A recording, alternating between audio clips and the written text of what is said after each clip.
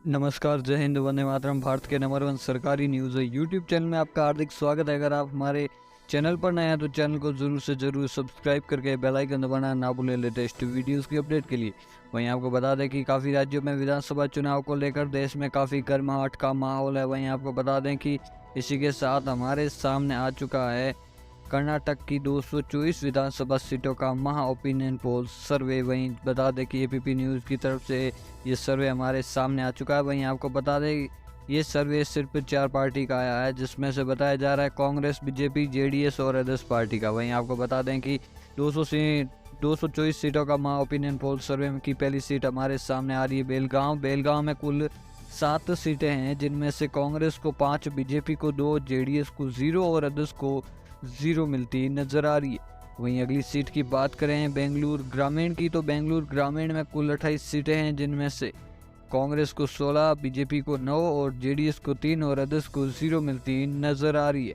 वहीं अगली सीट की बात करें तो हमारे सामने बेंगलुरु शहरी में कुल 4 सीटें हैं, जिनमें से कांग्रेस को 2, बीजेपी को 2, जेडीएस को 0 और अदर्स को 0 मिलती नज़र आ रही है। वहीं आपको बता दें कि आप कौन से राज्य से, कमेंट में ज़रूर बताएं। अगर आप कर्नाटक से हैं तो कर्नाटक में कौन से ज़िले से हैं, कमेंट में ज़रूर बताएं। वहीं अगली सीट हमारे सामने आ रही है बेलगाम में कुल 18 सीटें हैं, जिनमें से कांग्रेस को 14 और बीजेपी को 4 और जेडीएस को 0 और अदर्स को 0 मिलती नज़र आ रही है।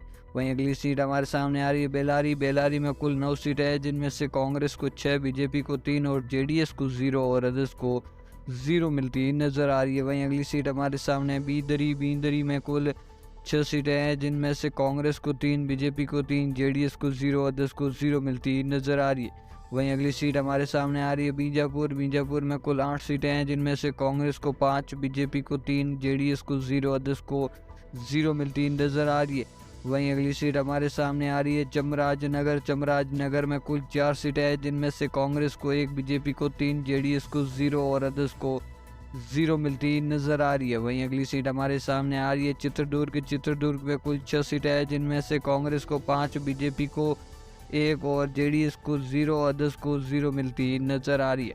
वहीं अगली सीट हमारे सामने आ रही है दक्षिण कन्नड़ में कुल 8 सीटें हैं, जिनमें से कांग्रेस को 5, बीजेपी को 1 और जेडीएस को 2 और अदर्स को 0 मिलती नज़र आ रही है। वहीं अगली सीट हमारे सामने आ रही है दावनगिरी में कुल 8 सीटें हैं, जिनमें से कांग्रेस को 4, बीजेपी को 4, जेडीएस को 0 और अदर्स को 0 मिलती नज़र आ रही है। वहीं अगली सीट हमारे सामने आ रही चिकमंगलुरु में कुल 5 सीटें हैं, जिनमें से कांग्रेस को 1, बीजेपी को 4, जेडीएस को 0 अदर्स को 0 मिलती नज़र आ रही है। वहीं अगली सीट हमारे सामने आ रही है धाकाड़ में कुल 7 सीटें हैं, जिनमें से कांग्रेस को 3, बीजेपी को 4, जेडीएस को 0 अदर्स को 0 मिलती नज़र आ रही है। वहीं अगली सीट हमारे सामने आ रही है गदग में कुल 4 सीटें हैं, जिनमें से कांग्रेस को 0, बीजेपी को 4, जेडीएस को 0 अदर्स को 0 मिलती नज़र आ रही है। वहीं आपको अगली सीट की बात करें तो गुलबंगा में कुल 9 सीटें हैं, जिनमें से कांग्रेस को 5, बीजेपी को 4, जेडीएस को 0 अदर्स को 0 मिलती नज़र आ रही है। वहीं अगली सीट की बात करें हसन में कुल 7 सीटें हैं, जिनमें से कांग्रेस को 5 और बीजेपी को 2, जेडीएस को 0 अदर्स को 0 मिलती नज़र आ रही है। वहीं अगली सीट की बात करें हवेरी की, तो हवेरी में कुल 6 सीटें हैं, जिनमें से कांग्रेस को 4, बीजेपी को 2, जेडीएस को 0 और अदर्स को 0 मिलती नज़र आ रही है। वहीं अगली सीट की बात करें तो हमारे सामने कोंडेगू में कुल 2 सीटें हैं, जिनमें से कांग्रेस को 0, बीजेपी को 2 और जेडीएस को 0 और अदर्स को 0 मिलती नज़र आ रही है। वहीं अगली सीट की बात करें कोलार में कुल 6 सीटें हैं, जिनमें से कांग्रेस को 4, बीजेपी को 2, जेडीएस को 0 और अदर्स को 0 मिलती नज़र आ रही है। वहीं अगली सीट हमारे सामने आ रही कोपल में कुल 5 सीटें हैं, जिनमें से कांग्रेस को 3, बीजेपी को 2 और जेडीएस को 0 अदर्स को 0 मिलती नज़र आ रही है। वहीं अगली सीट की बात करें तो हमारे सामने आ चुकी है माध्या में कुल 7 सीटें हैं, जिनमें से कांग्रेस को 4, बीजेपी को 2, जेडीएस को 1 और अदर्स को 0 मिलती नज़र आ रही है।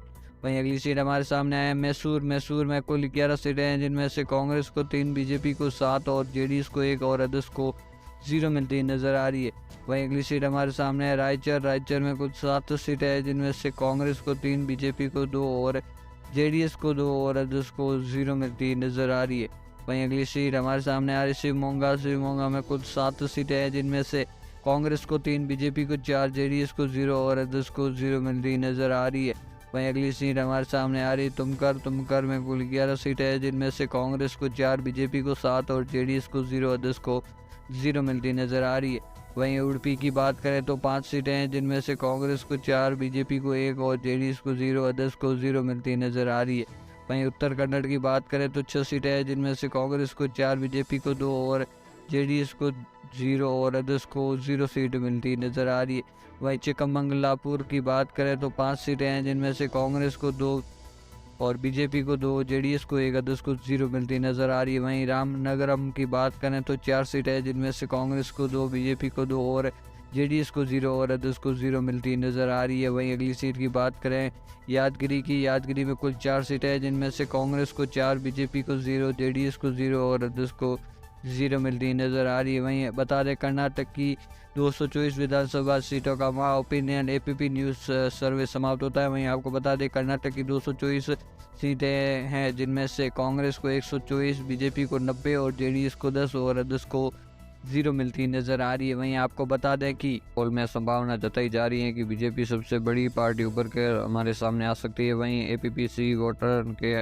ओपिनियन पोल की उम्मीद जताई है कि राज्य की सत्ता में कांग्रेस के आने की संभावना है और बीजेपी को हार का सामना करना पड़ सकता है। वहीं जेडीएस का प्रदर्शन काफ़ी निराशाजनक साबित हो सकता है। वहीं आइए जानते हैं कि कर्नाटक की विधानसभा चुनाव 2023 का ओपिनियन पोल्स में क्या है। वहीं आपको बता दें कि एपीपी न्यूज़ सी वोटर ओपिनियन पोल के मुताबिक कर्नाटक की 224 विधानसभा सीटों में से 100 कांग्रेस को 107 से 119 सीटों में के बीच जीत सकती है। वहीं बीजेपी को 74 से 86 सीटें मिलने की संभावना है और जेडीएस को 23 से 35 सीटों का संतोष करना पड़ सकता है। वहीं एपीपी न्यूज़ सी वोटर ओपिनियन पोल के अनुसार वोट शेयर के मामले में सत्तारूढ़ बीजेपी और कांग्रेस के बीच 5% का अंतर हो सकता है। वहीं कांग्रेस 40% वोट शेयर हासिल कर सकती है, वहीं बीजेपी को 35% वोट शेयर मिल सकता है। वहीं उनके अलावा जेडीएस को 17% वोट मिल सकता है। वहीं आपको बता दें कि सीट शेयर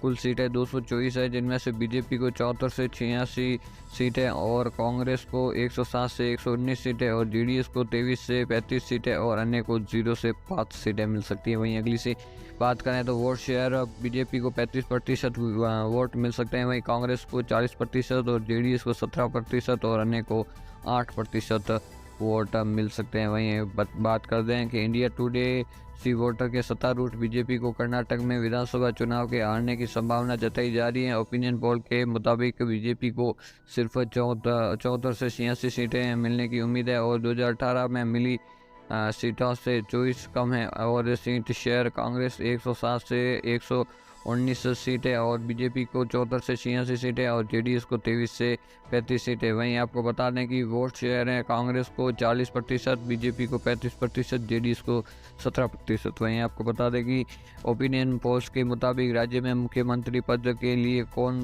कांग्रेस नेता सिद्धारमैया 42% से लोगों की पहली पसंद है और इसके बाद बीजेपी के बंसराज बोम्बैया 31% लोगों के साथ दूसरे नंबर पर हैं। वहीं कर्नाटक चुनाव को लेकर जी न्यूज़ मैट्रिक ने अपना ओपिनियन पोल सोमवार को 1 मई को जारी किया है। वहीं इसमें दावा किया गया है कि सत्तारूढ़ बीजेपी राज्य में सबसे बड़ी पार्टी के रूप में उभरेगी और इसके बाद कांग्रेस और जेडीएस का स्थान होगा। जय हिंद जय भारत दोस्तों, अगर आप हमारे चैनल पर नए हैं तो चैनल को सब्सक्राइब करके बेल आइकन दबाना ना भूलें लेटेस्ट वीडियोस की अपडेट के लिए। और कमेंट में ज़रूर बताएं कि आप कौन से राज्य से, अगर आप कर्नाटक से हैं तो कर्नाटक में कौन से ज़िले से हैं, कमेंट में ज़रूर बताएं। और कर्नाटक में किसकी सरकार बनने की संभावना है, कमेंट में ज़रूर